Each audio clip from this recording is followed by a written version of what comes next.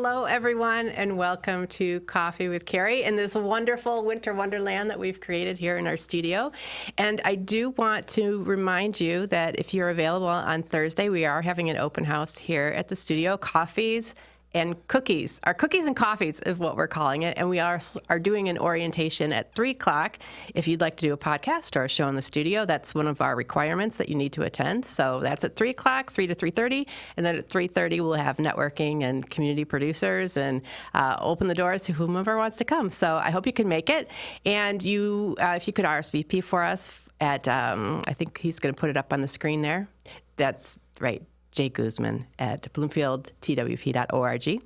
And this is the show where we talk about, we talk to people who are making Bloomfield Township a wonderful place to live and to work. And today I'm delighted to have our supervisor, Dani Walsh. Welcome, Dani. Hi, Carrie. Thank you. Yes. And can I just say, you have truly breathed new life into this department. I love all the events you're doing, all the things, your amazing team.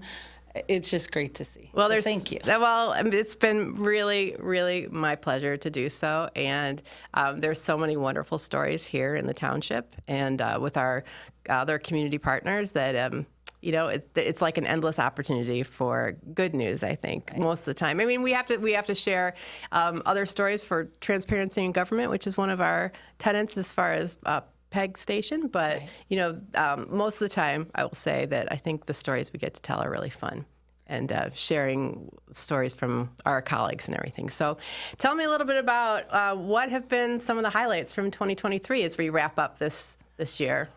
2023 has been, like you said, there's good, there's bad, there's everything. We have been really blessed to bring back a lot of the public services that we had cut in other years. So we've expanded public safety, both with police and fire. The hardest part is recruiting, which you and your team have been amazing on that. Some other things that we'll just throw out there that you'll be seeing is some changes in requirements to make us more similar to others. There's a few of us that still have some old requirements that are limiting our ability to hire. But we're bringing in more firefighters, more police, and that is something that was lacking. We've also been able to expand services in cable and communications, in our IT, to bring in better opportunities for everything from building and planning to assessing to how you pay your taxes. Basically, the technology that we were able to bring this year was huge. One of the most exciting things, before I even get to the most exciting thing that we brought back, the nerdy part of me, as a strategic planner, we're bringing back that. We're bringing back forward thinking, like no longer just whack-a-mole, let's see what's new in the township today. It's really thinking again forward of what do we see ourselves in 5 years? Where do we see ourselves in 10 years? So we're starting our strategic planning. We're going out to bid on that. And some of the other things that we're doing is document storage. Like we're going to get a handle on, we have 200 years of history. And this is ARPA. These are ARPA funds that we're spending? Yes. Okay. Yeah, and thank goodness we have those available. So these are all those projects that if we had enough, we would have done it. And remind me again, how much did we get as a township? It was about 4.4 million, 4.3 million. Which sounds like a lot until we did. It goes quick. And we did a study to see how much we needed, and projects were over 50 million. So then it was, okay, we can't afford the new fire station, we can't afford this. So instead, what could this make the impact on? So being able to do those kind of nerdy projects. But then the biggest thing, I'm a resident, born and raised, 51 years, and bringing back open house. We don't have parks. We rely on places like Franklin and Birmingham to have parks, but that community feel that comes from an open house and just a chance to meet all the employees. It was so amazing. It was after a 5-year hiatus, we were able to bring that back. Yeah, and I think, for me, being able to see so many kids and families, because a lot of what we do, we don't really, we're not with the schools all the time, and to see them on campus and being able to have them enjoy like the fire training and the different events that were going on. It was really fun. When they put on, some of them were putting on the little outfits for their photos. That was so cute. Yeah. Little baby firefighters. That's right. And of course, dunking the chief was a highlight that day. And you also had some personal achievement this year, I think. I did. So during COVID, right about May of 2021, I decided to start a double master's program. because we assumed the shutdown would take a little longer, and then it opened back up in June. So the last 2 years, until May of 23, I graduated from a double master's. MPA is a Master's of Public Administration. So it's an MBA, but with a focus on the public sector, because everything's different, public versus private, whether it's financing or what you're allowed to do. So I now have that updated education, because it's been a while since I've been to college. I'm a little older. And the other one is a Master's of Public Policy, and that's to understand how to affect change, how to understand the policymakers, and actually looking at it more too on just not a local level but a regional level. So getting more involved with SEMCOG. So in addition to being a supervisor, like what do people with those degrees, what do they go off and do? Well, MPA would be any business degree that you would need in the public sector. So even we have some people who are not just a supervisor, but directors of different ones they do. But the biggest thing in the policy world is the other side of the politics that you don't see is the people creating Clean Water Acts, the people creating fragmity controls, the people creating surface streets and transportation. So it's the policies needed at the state and federal level to make us a better region. And so how has that degree changed your way of thinking and being a supervisor? It has absolutely changed my breadth of reach. It used to be Bloomfield Township was a little more secluded. It was, we are a gold standard, so if we're already doing it right, there can't be anything else better out there. But getting more involved in public policy and getting more involved with the groups around us. So SEMCOG is the Southeast Michigan Council of Governments, getting more involved with SMART, getting more involved with, we now have a corridor along Woodward from Detroit to Pontiac where we meet quarterly. They call it the mayors because I'm the only supervisor, and I told them they didn't have to change the name of the group.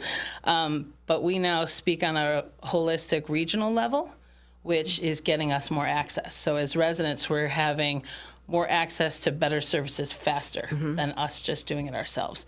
So the policy side helped me learn not only who to reach out to, but how better to speak to them to bring them to the table. Okay, well, good.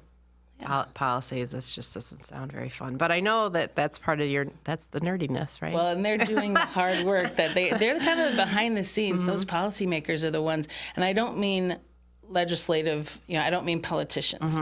I mean the people like at GLEWA, who work at GLEWA. One of our directors now works there. What is GLEWA? GLEWA is a Great Lakes Water Authority, and it's one of the largest water authorities in the United States, and that handles all of the clean drinking water that we use, which is why we don't have issues like what Flint had. So the people who work at GLEWA are the people in the policy making for clean water. They're doing all the hard work behind the scenes to make it possible for us to administer. So they make they create the policy ideas and they bring them to the legislators, create the actual policy. So they're doing all the hard work of getting things laid out there. So being a part of what they're doing and what they're bringing to the state gets our voice in there because we never were included before. Okay. Yeah. So talk to me a little bit about what is a typical day like for a supervisor. There's never a typical day. That I can tell you, and my assistant Sue can tell you. It is never the same. Most days are filled. We used to have to, this is probably too much information, but we used to even schedule bathroom breaks. But it is filled to the brim, usually 2 weeks out. Because a lot of people don't realize how large Bloomfield Township is. It's essentially a corporation of $126 million with 300 employees. I oversee 11 of the 13 departments, so that's about 290 of the 300 employees. And I am responsible for actually creating the budget. So my budget season starts in August and goes all the way till March when we give a final approval.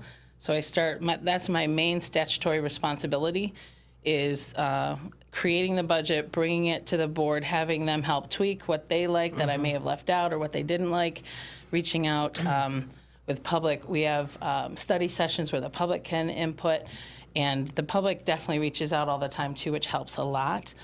We have constant emails and phone calls from residents, so you hear what's important to them, and that's how you put that in the budget.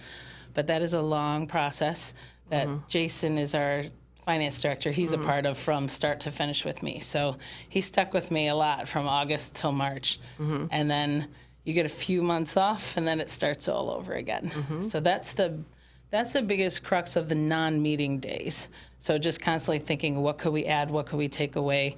And then in addition to that, it's going to constant meetings for within this department. Like actually before we had you, I called you my unicorn. We had a department that was and needed kind of a breath of fresh air. So we created the concept. I worked with our interim at the time was Greg Black. He has a wealth of knowledge. He's been here a long time, so he's kind of seen what works and doesn't work. He gave us a lot of ideas. You have Steve Rhoda, who's been here forever. He gave ideas and kind of planning off of what they thought was great and what was missing, and then reaching out to the communities. And we realized we needed a Carrie, and we needed a Jose and an Amy to round about that group of 5. But it's just, as a supervisor, you just create a framework for the real experts to come in and make it better. So even like IT right now, we're bringing in technology. So we may be helping with creating the framework, but Will is the expert, like Carrie. Will would be the expert that takes it on.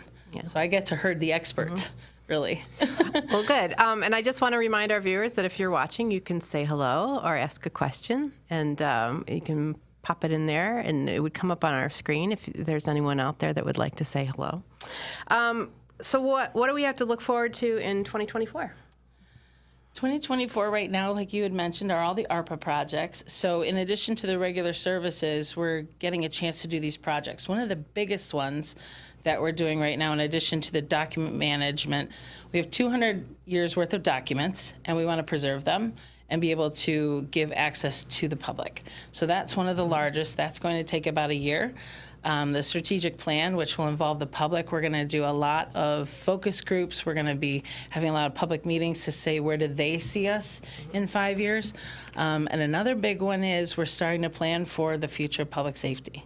So our buildings are really outdated for public safety. Oh wait, look, we have like a little note from our public safety people. Aw, they're saying hello. Thank you. They do like that we are that they are a focus because they are. All of our departments are important, but somehow, especially the fire department, the fire station 3 got overlooked. During the campus modifications. And I think the police have kind of... Station 3, can you tell us where that is? Oh, yes, I'm sorry. That is over by the Maple Theater. So it's right by Maple and Telegraph. It's such a cute little station, but it's like going back in time, right? It doesn't fit the current trucks that they need. It's not big enough. Right. So we're still trying to keep it that neighborhood. You're right. It feels like a neighborhood fire station. It's the busiest. It is the busiest. They're all getting busier, but it is the busiest. And the biggest issue you pointed out was we can't fit some of the newer items. Also, it hasn't been fixed since the 70s. So when my dad passed about 20 years ago, that station was our lifeline. They were amazing, and it looked bad back then in the year 2001, and it hasn't gotten better. So one of our focus is what is the new fire station of today to still look like a community fire station within a community. So that's a focus that we're working on with the fire. And then with the police, they're shoehorned into our town hall. And policing has changed, whether it's the simulators that they need so that they can practice better and be ready, or whether it's simply the way that records has changed. We used to have a large room for paper records. We don't need that now. Instead, we need bigger locker rooms for men and women because women are a part of it now. So there's so much that has changed in policing, in the safety of how they have to keep their prisoners, that this building they've outgrown this building too. So we're reimagining, is it possible to remodel for them downstairs, or do we have to look at expanding out? So that's some of the big exciting items that, as a resident, I definitely want my public safety to have the best equipment, the best ability to come and respond. As a supervisor, I want my public safety to also be safe where they live. I also want them to have the best to protect themselves as well. And 2024 is an election year. So I think that is there another, what is going to be on the ballot, do you think? Is there There's something? The presidential election. Well, presidential, right? We know that's the big one. That's the one that gets everybody to turn out. But we do have as far as locally, the millage. We do have a renewal millage that will be coming. We're discussing of what we've done in the past recently was combining millages. This wouldn't be a combine and asking for more. This would be a combination, because there's a millage due this year for the public safety, and then there's a millage due the year after. So we are working right now to see, are we going to combine those into one to get rid of the special election the following year in 25, which would save money for the public. And if we're not asking for an increase, then it's a way to save money and also narrow down how many times they have to come to the polls for one item. Right, Yeah. right. Because we don't want to spend money on elections when we don't Right. have to, right? Yeah, and this wouldn't be asking for more, it would be asking for the same, just in one. Right. And I think that for the presidential, we're early this year, which is, Yes, I in think, very February. different, which is in February. So people have to be ready to vote. And I know that, now we have new drop boxes and mail-in voting for people that are maybe snowbirds and everything. But February is early for Michigan. February is very early. It's kind of exciting. Yeah, the clerk's department has been working really hard on this. Like you said, he's got 3 drop boxes in the area now. They also are going to be able to actually run through with the early voting. You can actually go and physically, if you don't want to drop it in a box at the library, you can go in advance and actually run it through the machine. So you know your vote is counted and you know it's there. Where's that machine? In the library. Library, okay. Yeah. And I believe we're still going to do it in the library again. We did just have to change precinct 2 and 9 last night at the board meeting because some of the one of the churches is closing down. So we'll be finding a new one.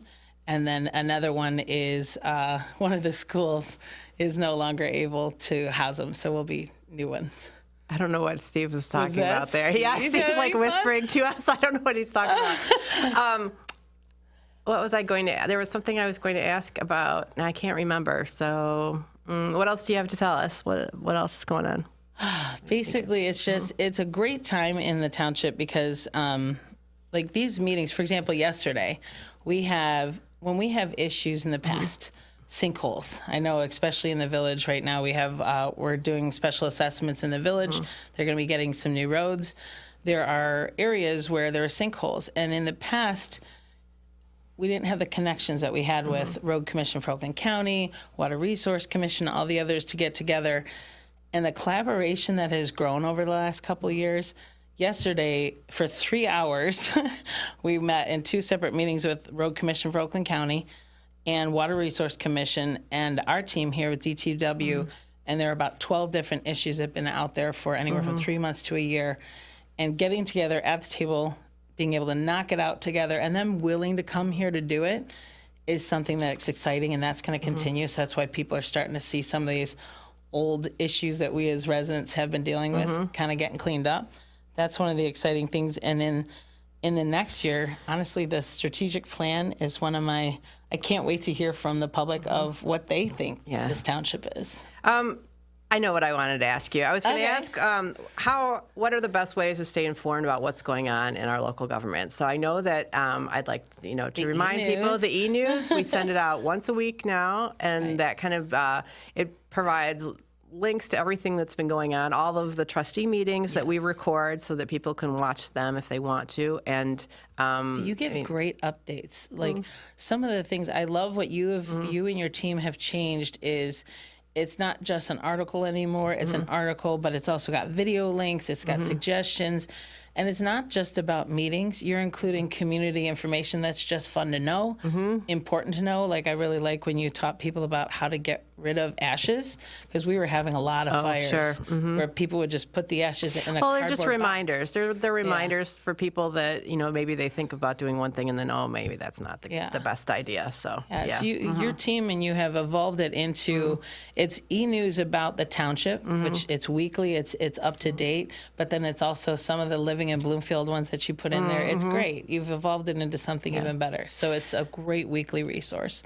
Well, and as a PEG station, we're supposed to have transparency in government. So recording all of those trustee meetings and making them available, it's just an additional, I guess, perk so that we can people can see and listen to and hear exactly what's going on instead of just reading a transcript. And I think that you added some of those meetings during COVID, right? That was one of the things that it was just trustee meetings initially, and then you've added additional. And it wasn't COVID based, it was transparency based. So as a trustee, even if I wanted to know what happened in other meetings, they weren't recorded and kept long term. So when I sat there as a trustee, I also realized as a resident, I don't know what's happening, or it just said somebody spoke, but you didn't know what they said. So we made it where at the time we were doing some COVID where they were on Zoom anyway, so we started recording. But then when it went after COVID, we decided to continue and we record everything. I also made everybody say their Pledge of Allegiance at every meeting now. So it's like, it used to be just a board meeting. I thought that was strange. So there were little tweaks that we made that it's funny, it feels like they've been doing them forever. Like yesterday, somebody asked about why did something happen, and it was a zoning board of appeals. I was able to give them a link to something from 2 years ago and say, here, watch this. So they don't have to just rely on my interpretation of it. They can watch it themselves. Right. And that is so helpful. Yeah. We use that on a weekly basis. Definitely. And in 2024, we'll have a newly designed newsletter, which is really, I think it'll be more visual, more pictures, more graphics, and things that will capture your attention. And then, that kind of sits around the house for a while too, because it's a quarterly magazine. And so I think that's we're looking forward to doing that. And it's going to double in size. I think we had 4 pages before, and now we'll do 8. I think that's right. That was one of the things that I'll give you credit for, too. I tend to give department heads tasks where I say, do this and do it cheaper. I have said to Carrie, I want this to look up to date. I mean, it's a brand. What we put out there is our brand, and we're Bloomfield Township. We're a high-end brand. I said, Carrie, I want a high-end brand. I want it to look amazing. Oh, and I'd love it to be cheaper. And you do. You find it. And with Phil, our I take all the credit. No, my team is really my team's the one. They're the ones doing all the work. So. Yeah. Well, I remember giving the police the charge of, okay, we're not getting money for our roads, so you need to find a way to get these trucks from ruining our roads. And then, Officer Shoemaker, he's now promoted, but at the time was Officer Shoemaker. He spearheaded putting in our weigh station at the DPW. That's something that we added under this administration, too, to get those large-scale trucks off the road. Oh, I didn't realize it was that new. Yeah, we added it in 21. And then final pet project of yours is the app. Yes. Will be coming. Yes. Is it soon? I think so. I think we're going to be doing actually some focus groups to make sure that our older residents are comfortable with the way that it's been designed and what they're looking for.